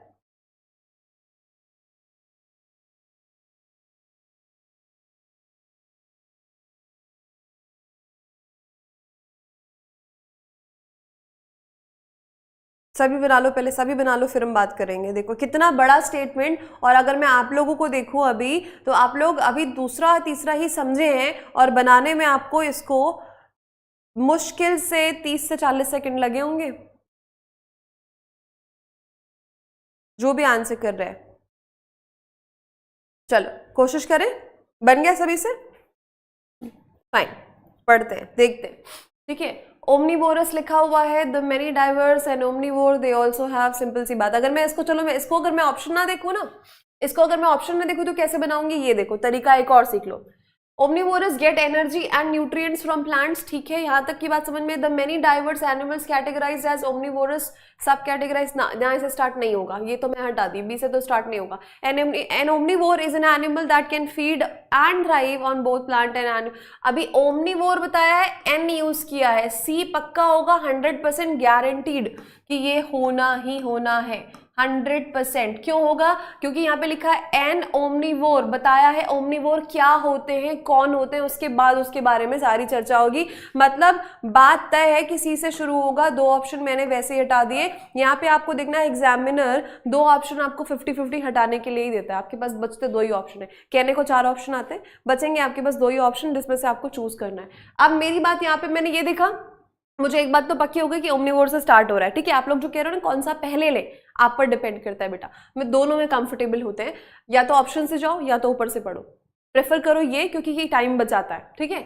अभी देखो सी ए, मतलब दूसरी बात भी पक्की है कि सी के बाद ए तय है आना, सी के बाद ए बिल्कुल फिक्स है भाई। अभी अपने को डी बी या बी डी में ही तय करना है। बताओ, क्वेश्चन इतना बड़ा, ऑप्शन में आपको 2 तो सीक्वेंस दे ही दिया है, सिर्फ 2 को बताना है कि ये आएगा डी बी या बी डी, ठीक है। सी में क्या लिखा हुआ है, अब इसको पढ़ो, ठीक है। An omnivore is an animal that can feed and thrive on both, omnivorous पढ़ा है हमने 1 वर्ड सब्स्टिट्यूशन में, प्लांट और एनिमल सब्सटेंस, मतलब वो मांस भी खाता है और प्लांट्स भी खाता है, मतलब वो क्या करता है, एक पेड़ पौधे, मतलब हरी सब्जियां पेड़ पौधे जो भी है, प्लांट्स भी खाता है और मांस भी खाता है, तो उसको ओमनीवोर बोलते हैं। ओमनी वर्ड मैंने आपको बताया है, रूट, फाइन। इसके बाद लिखा है A, omnivorous get energy and nutrients from plant, उनको प्लांट से क्या मिलता है, energy and nutrients from plant and animal materials by digesting carbs, protein, fat and fiber and metabolizing and the nutrients and energy of the sources ingested। ठीक है, मतलब इतना आपको पता चला कि वो बता रहा है कि उसको प्लांट से क्या मिलता है, मांस से क्या मिलता है। ठीक है, इतना समझ में आ गया। तो सी ये तो बिल्कुल ठीक है। अभी देखो डी और बी बोला है, पहले वाले को देखो, they also have the capacity to integrate food sources like algae, fungus and bacteria into their diet। अभी हमको क्या बताया गया कि वो प्लांट और एनिमल्स या मांस दोनों खाते हैं। ठीक है, ये दोनों खाते हैं, इन दोनों को खाने से उनको क्या सोर्स मिलता है, क्या क्या मिलता है, न्यूट्रिएंट्स, प्रोटीन, ये सब मिलता है। फिर बता रहे हैं भाई ये भी खाते हैं, ये इनको भी डाइजेस्ट कर सकते हैं, ये algae, fungus, bacteria into their diet. They also have the capacity to integrate food sources like algae, fungus। तो ये तो खाते हैं और ये भी खाते हैं, तो मेक सेंस, इससे इसका कनेक्शन है, इतना तो मुझे सही लग रहा है बिल्कुल। आगे देख लो, बी में लिखा है the many diverse animals categorised as omnivorous may be divided into subcategories based on their dietary habits. अब यहाँ पर देखो, यहाँ बोला है कि इनको ओमनिवोरस बहुत सारे होंगे, पर उनको हम सब कैटेगरीज में डिवाइड कर सकते हैं कि ये भाई ये प्लांट्स खाते हैं, ये मांस खाते हैं, और ये जो होते हैं ये एल्गी, बैक्टीरिया खाते हैं और ये प्लांट्स खाते हैं। ठीक है, तो इनको क्या करते हैं, डिवाइड। जब हमको पता होगा कि वो क्या क्या खाते हैं टोटल, तभी तो हम उनको डिवाइड कर पाएंगे। अभी टोटल खाने में हमको पता चला कि पहले प्लांट और एनिमल खाते हैं, फिर यहाँ पर ये बता रहा है कि भाई दे ऑल्सो, ये भी खाते हैं, ये तो खाते हैं, ये भी खाते हैं। तो पहले क्या आएगा, डी आएगा। मुझे बताओ, पहले आएगा डी और उसके बाद आएगा ए, बी। बन गया, पहले आएगा डी उसके बाद आएगा बी। बोलो भाई, ए 100% सही। हाँ जी, बात मैंने कहा ना, देखो इट्स अ कॉम्बिनेशन, ऑप्शन के साथ ग्रामर के साथ कॉमन सेंस, किसके बाद क्या आएगा, कैसे सेंटेंस, तो उसी को कहते हैं कॉम्प्रहेंशन। क्यों इनको कॉम्प्रहेंशन की कैटेगरी में रखते हैं? कॉम्प्रहेंशन का मतलब ही होता है समझना, कॉम्प्रहेंड करना मतलब टू अंडरस्टैंड, समझना। और समझो कि कब, जब समझ सही दिशा में काम करेगी। कोई बात नहीं।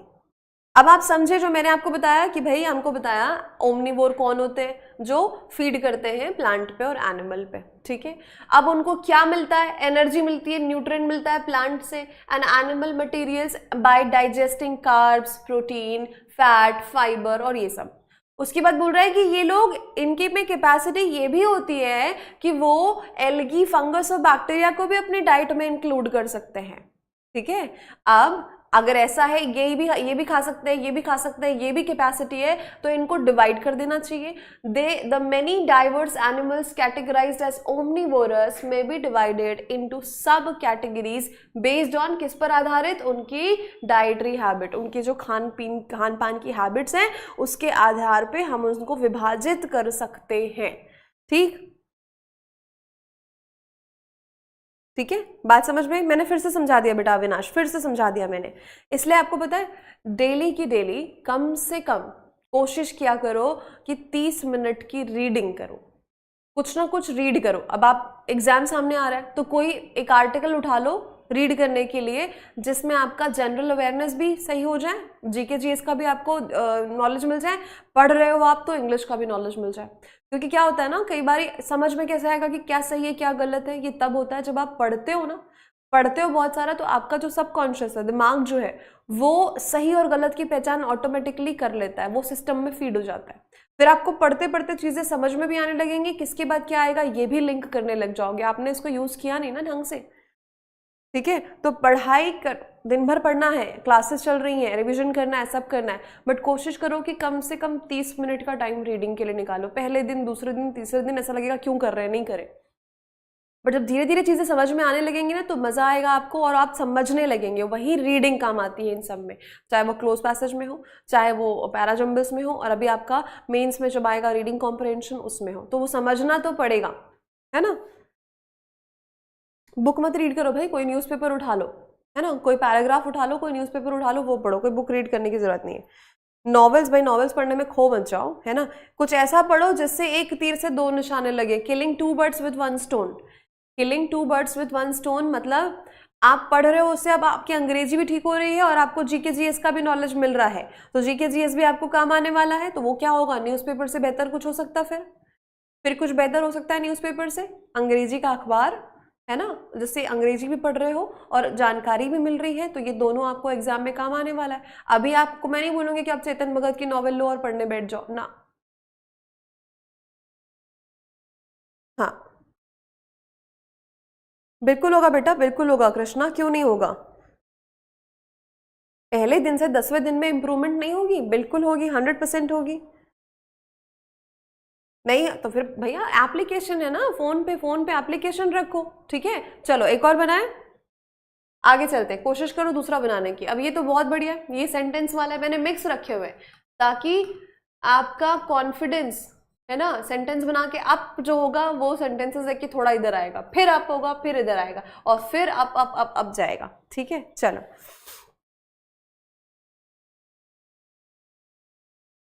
फिर से वही वाली बात हो गई, आपने ये नाम नरेंद्र मोदी रखा क्यों है बताओ मुझे, फिर से वही वाली बात कर रहे हो आप लोग। बेटा उनके जैसा बनना है तो नाम रख के नहीं बन सकते, ठीक है। उनका डेडिकेशन, उनकी मेहनत, वो जो काम करते हैं है ना, वो सीखो पहले।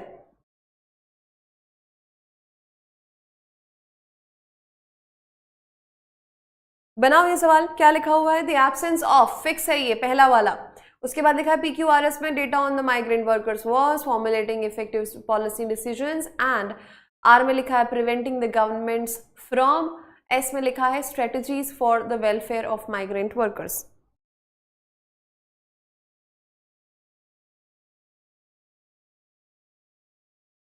खुद से कोशिश करो, मैं नहीं बता रही अभी।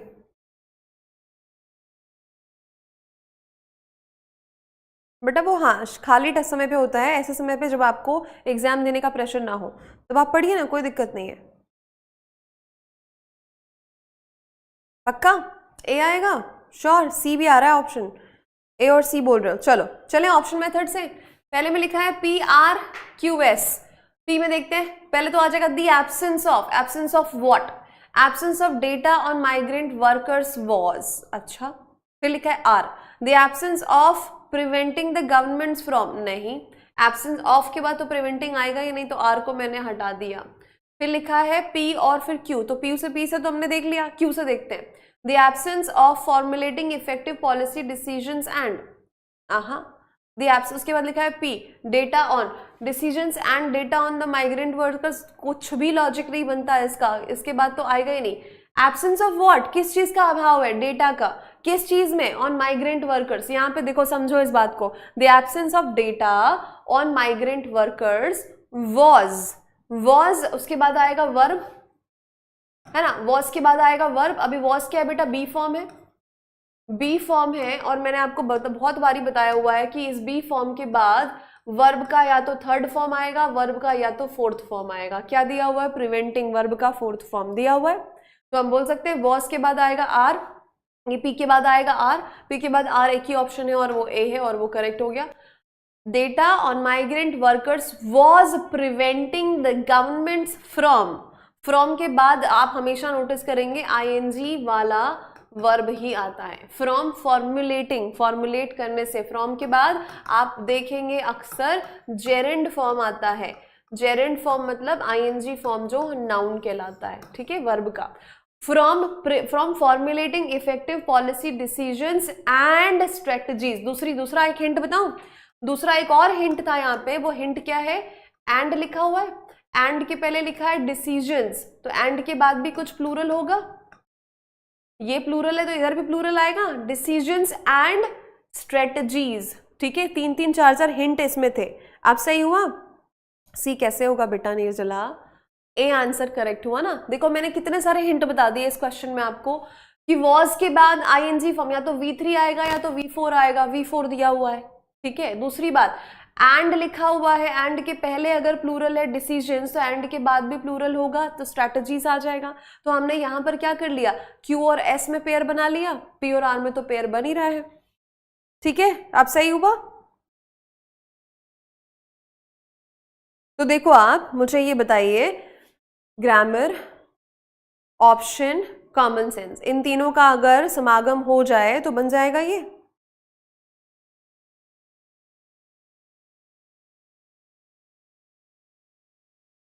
कुछ मैडम कुछ टाइम पैसेज बड़ा होता है तो ऑप्शन नीचे चले जाते हैं, फिर ऑप्शन से कैसे करें? तो भैया स्क्रॉल कर लो, रफ शीट मिलती है, रफ शीट देख लो, रफ शीट में ऑप्शंस लिख लो।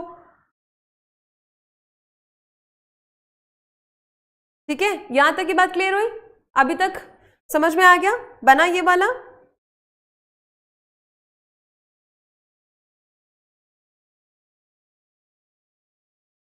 ठीक, चलो आगे बढ़े। अभी चलो यहाँ पे करेक्ट हो गया अपना ए इज एब्सोल्युटली करेक्ट। अगले सवाल पे चलो और देखो, बनाने की कोशिश करो, बहुत आसान है। जहां पर एक एक बात और सुनना, जहां पर नंबर्स या कोई डेटा दिया होगा वो और आसान हो जाता है, क्योंकि किसी भी पैराग्राफ में नंबर्स को ट्रेस करना बहुत आसान होता है, नंबर्स को पाना, देखना और ढूंढना बहुत आसान होता है, से कनेक्ट करना।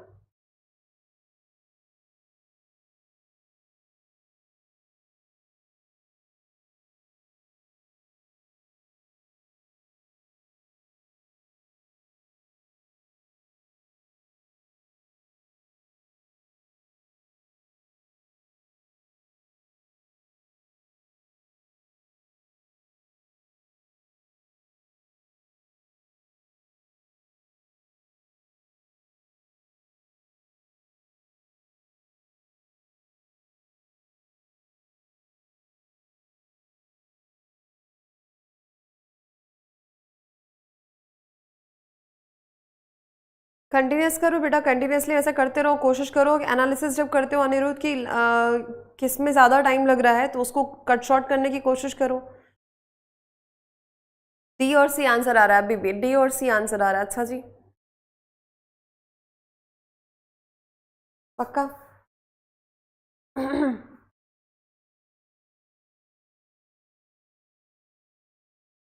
देखें, बनाए?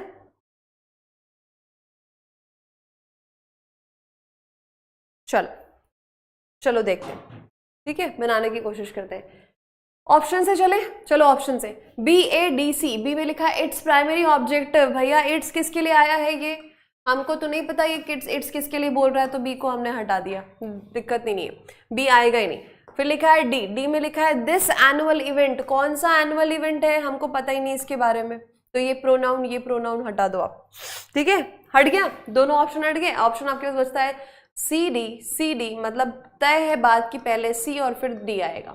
अब आपको सिर्फ ये देखना है कि क्या ये बी ए है या फिर ये ए बी है, ठीक है, आपको ये देखना है कि किसके साथ फिट होगा। फाइन, पढ़ लेते हैं पहले सी को। International Tiger Day was initiated in 2010 at the Saint Petersburg Tiger Summit. 2010 में इंटरनेशनल टाइगर डे मनाने की शुरुआत हुई, इनिशिएटेड सेंट पीटर्सबर्ग रशिया में, ठीक है।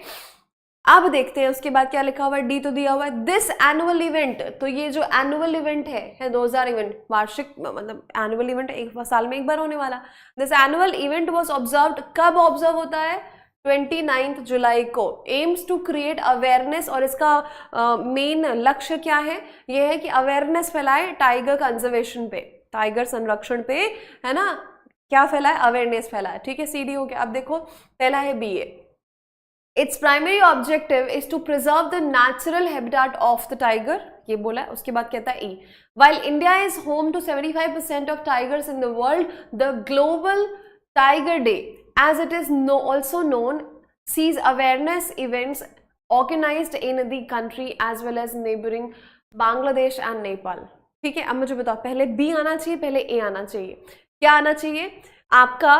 इट्स प्राइमरी ऑब्जेक्टिव, ये जो होता है ना, यहाँ बोल रहे हैं कि this annual event is observed on 29 जुलाई, तो इसको करने का ऑब्जेक्टिव, उद्देश्य क्या है? इसको मनाने का उद्देश्य हम पहले बताएंगे ना, तो ये क्या हो जाएगा? बी। इसका जो उद्देश्य है मनाने का वो ये है कि जो टाइगर है उनका नेचुरल हैबिटाट, हैबिटाट हमने कल पढ़ा था, हैबिटाट यानी क्या होता है? जंगल, जहाँ पे जो ये जानवर लोग रहते हैं उनके रहने की जगह, उसको हैबिटाट बोलते हैं। तो आ जाएगा बी, उसके बाद आएगा ए, बोल सकते हैं सी। बोलो भाई, जल्दी बताओ।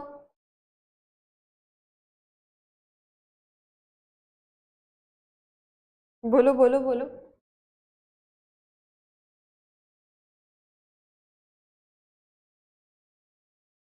बिल्कुल भाई सी होगा। अभी जब ये बता रहे हो कि 29 जुलाई को मनाया जाता है ना, एम करता है टाइगर कंजर्वेशन का, और इसका जो प्राइमरी पर्पस है वो ये है कि इसके हैबिटेट को बनाए रखे। अब बता रहा है कि भाई पूरे ग्लोब में हमारे पास कितने % टाइगर है, ये एडिशनल इन्फॉर्मेशन दिया कि हमारे पास इंडिया में 75% ऑफ टाइगर्स है, इन द वर्ल्ड में जितने हैं उसके। ठीक है, the Global Tiger Day as it is also known, इसको इंटरनेशनल टाइगर डे भी बोलते हैं, ग्लोबल टाइगर डे भी बोलते हैं। ठीक है, तो समझ में आ गई बात, समझ में आ गई। तो ऑप्शन कौन सा सही हो गया, सी वाला ऑप्शन सही हो गया, बोलो हाँ। क्लियर हुई बात, वेरी गुड। भाई ये बता रहा है पहला कि टाइगर डे इनिशिएट हुआ 2010 में सेंट पीटर्सबर्ग में। उसके बाद बता रहा है कि 29 जुलाई को मनाया जाता है, और इसको मनाने का उद्देश्य ये होता है। और उसके बाद जो लास्ट बचा है वो तो वहीं आना है, लास्ट में ही आना है।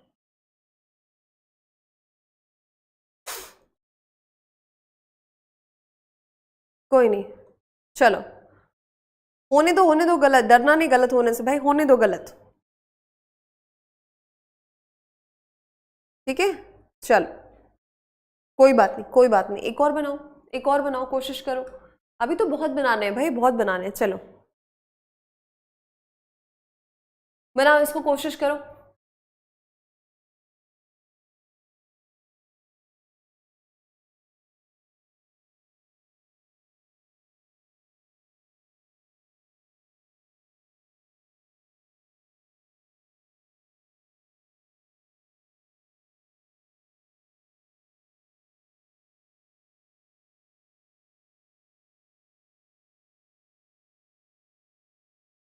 कोई बात नहीं, घबराओ मत भाई, गलत होने दो।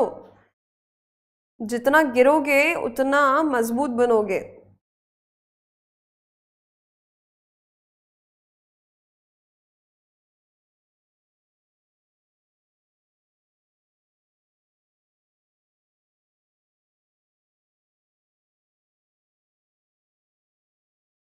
सोच लो, समझ लो अच्छे से, कोई हड़बड़ी नहीं है, ध्यान से सोचो समझो और सही करो। जल्दी बनाने का कोई कंपटीशन नहीं है।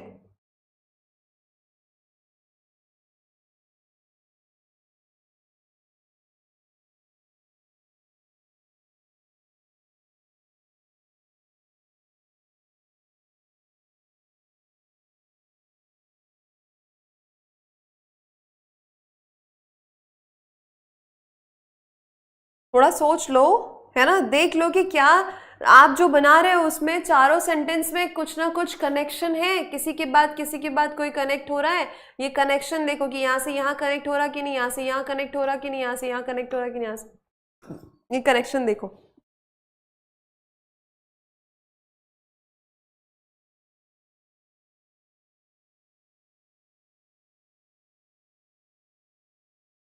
चलो बनाते हैं, ठीक है, कोशिश करते हैं। लिखा है ए से start, a glimpse of its rich culture, it's rich culture, glimpse of किसकी बात हो रही है नहीं पता।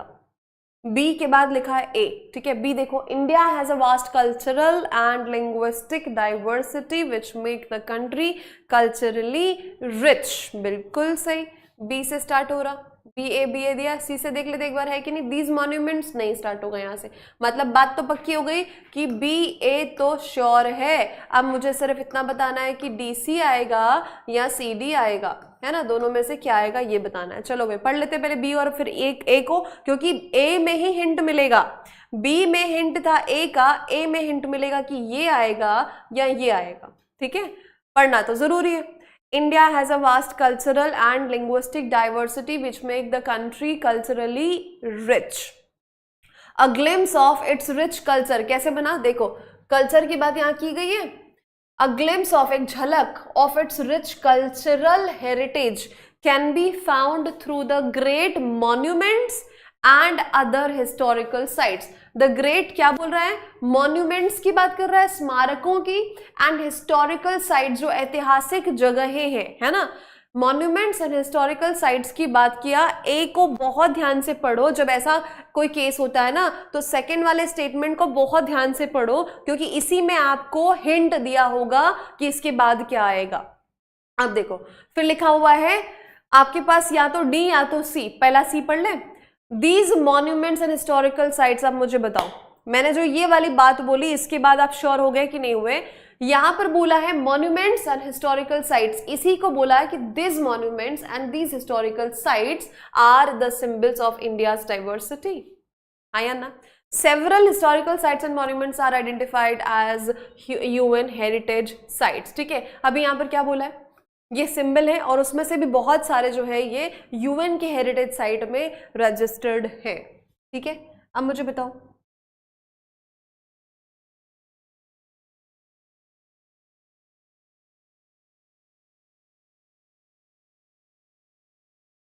इसीलिए ऑप्शन डी होगा। अरे भाई रुक जाओ रुक जाओ, कैसे कैसे बोल रहे हो आप, बताओ। पहले तो बोला कि इंडिया का कल्चर जो है, चलो फिर से पूरा समझो यार, आप लोग गड़बड़ कर रहे हो। क्या हो गया यार, गड़बड़ कर रहे हो, गड़बड़ कर रहे हो। अच्छा, आप लोग को ये लग रहा है यहाँ पे फिर से वही कॉमन सेंस वाली बात नहीं यूज की आप लोग, फिर से वही कॉमन सेंस नहीं यूज किए। आप लोग को क्या लग रहा है कि यहाँ पर हिस्टोरिकल साइट्स बोला है, यहाँ पर मॉन्यूमेंट्स बोला है, फिर से हिस्टोरिकल साइट्स और मॉन्यूमेंट्स यहाँ पर भी है। ठीक है जी, मॉन्यूमेंट्स और हिस्टोरिकल साइट्स यहाँ पर भी है। ठीक है, अब ऐसे में क्या करें, दुविधा हो गई, कोई बात नहीं, ध्यान से समझो।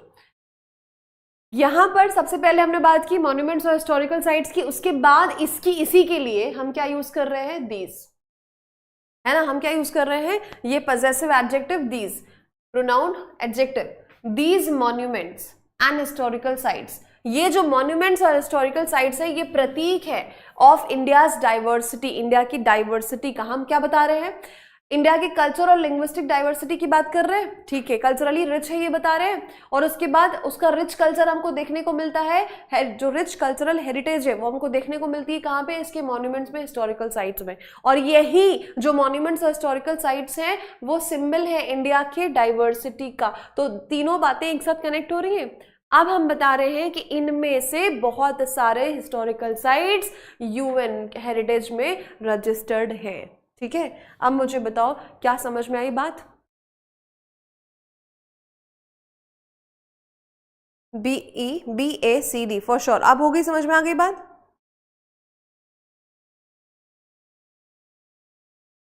यहां पर आंसर देखो कैसे बना, तो पहला BA तो है, BA के बाद में DC नहीं आएगा, क्या आएगा, CD आएगा। पहले आप C बताओगे, फिर आप D बताओगे, C के बाद D आएगा, B के बाद A आएगा, तो C, यहां पर ऑप्शन C आपका करेक्ट हुआ। बरोबर बरोबर।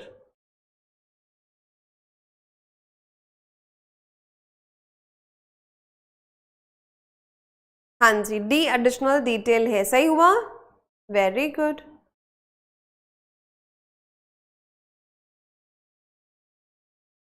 इट हैज सेवरल, ए के बाद डी होगा, वही बोल रहे हैं सब, ए के बाद डी होगा। किधर ए के बाद डी होगा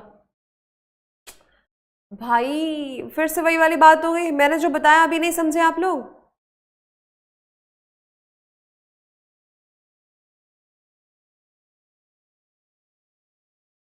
बेटा इस बात को समझो ना, इस बात को समझो कि दुविधा यहाँ पे क्यों हुई, क्योंकि आपने इस दीस को ध्यान नहीं दिया।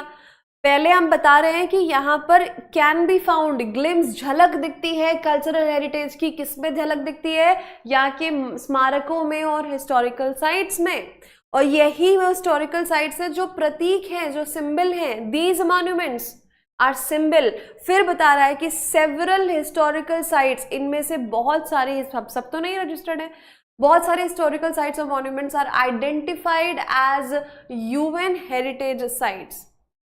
कैसे आप बोल सकते हो कि डी पहले आएगा और फिर सी आएगा, सी बाद में कैसे लिंक करोगे, चलो मुझे बताओ। यहां से ये तो लिंक हुआ, इसके बाद ये कैसे लिंक होगा, हाँ।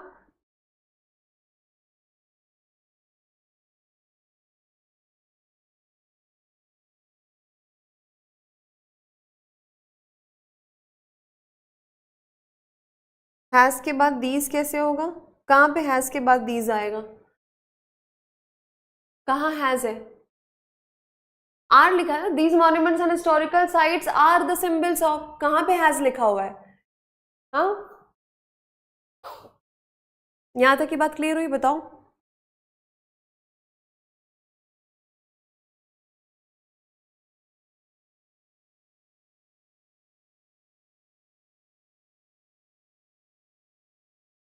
कौन से हैज के बाद दीज की बात कर रहे हो भाई?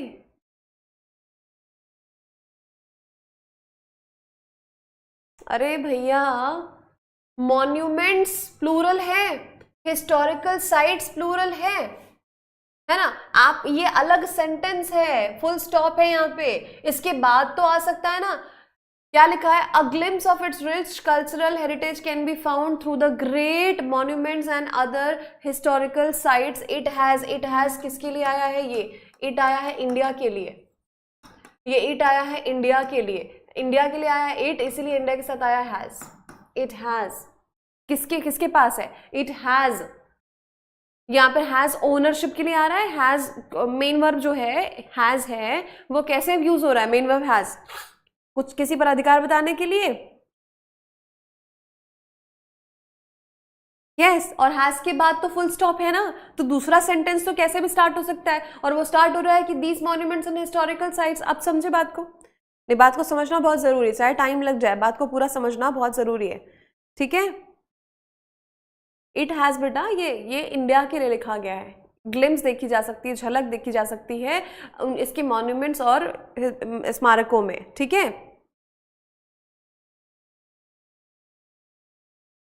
सुमन कुमार जी, यहाँ पर फुल स्टॉप है, फुल स्टॉप के बाद दूसरा स्टेटमेंट क्यों नहीं स्टार्ट हो सकता है ऐसे? यहाँ पर सेंटेंसेस एक दूसरे से कनेक्टेड है, बिना फुल स्टॉप के नहीं है, अलग अलग सेंटेंसेस से चार कनेक्टेड है एक साथ। आप समझे? Very good. चलो, तो समझ गए अब यहाँ में आंसर क्या हो जाएगा? पहले सी आएगा फिर डी आएगा। चलो, अभी कुछ होमवर्क दे दूं मैं? चलो, मैं कुछ होमवर्क दे रही हूँ, ठीक है? इनको बनाने की कोशिश करना। ये आपका होमवर्क है, बहुत आसान सा। ये आपका होमवर्क है, ये भी बहुत आसान। ये आपका होमवर्क है, ठीक है? ये 3 क्वेश्चन मैंने होमवर्क दिया आपको, 3 क्वेश्चन होमवर्क है, ठीक है? 3 सवाल है, 3 क्वेश्चन है, इनको बनाना है, ये होमवर्क है आपका, है ना? चलो जी, ठीक। समझ में आई बात? पहले ही बता दो, कैसा लगा सेशन? समझ में आई बात? हाँ, क्लियर हुई बात? आज की बात क्लियर हुई? समझे कि कैसे इसको बनाना है? थोड़ा सा डूज एंड डोंट्स बता दिया मैंने। अब ये मोर ओवर प्रैक्टिस होगी, जितने ज्यादा क्वेश्चंस की प्रैक्टिस करोगे उतना अच्छा होगा। देखो, अभी हम अगले 2 से 3 दिन यही करने वाले हैं, उसके बाद हम कुछ नया स्टार्ट करेंगे, ठीक है? मतलब, और इसके बाद तो हमारा पूरा कोर्स फिनिश हो जाएगा। हम फिर उसके बाद वोकैब्स भी डेली करेंगे, और फिलर्स के क्वेश्चंस होंगे वो भी करेंगे हम, ठीक है? बाकी और कुछ बचा नहीं हमारा, है ना? बाकी जो वोकैब्स हैं मैं रिकॉर्डेड देते जा रही हूँ आप लोग को, वो भी आप लोग करते जाइएगा। आज भी 2 वीडियोज़ अपलोड हो जाएंगे, है ना? और फिर जो जितने बचे हुए दिन सब में वोकैब्स ही की जाएगी, ठीक है? फाइन, समझ में आ गया? Okay, very good. पढ़ाई करते रहिए, पिछला जो है ना वो रिवाइज करते रहिए, नहीं रिवाइज करेंगे तो दिक्कत होएगी, ठीक है? अब जो मैं आपको क्लोज टेस्ट डेली आपसे शेयर करती हूँ, है ना, टेलीग्राम पे, वहाँ पे मैं आप क्लोज टेस्ट और पैराजम्बल दोनों शेयर किया करूंगी, ताकि ये डेली प्रैक्टिस होते रहे और हमेशा PYQs रहेंगे। ये सिर्फ प्रीवियस ईयर क्वेश्चंस करेंगे हम, है ना? PYQs और क्लोज टेस्ट और उसके पैराजम्बल के दोनों शेयर होंगे टेलीग्राम पे, ठीक है?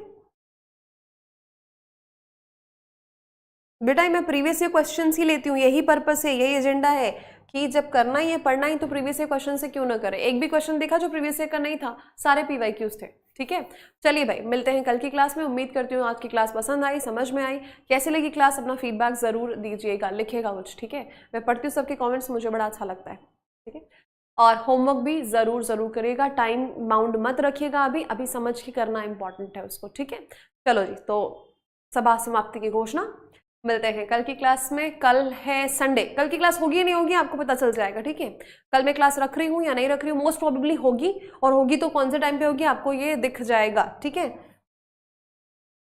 फाइन, ओके, सो बाय बाय, टेक केयर, स्वस्थ रहिए, मस्त रहिए, मुस्कुराते रहिए, खुश रहिए और खुश रखिए लोगों को, पढ़ते रहिए। नमस्कार, धन्यवाद।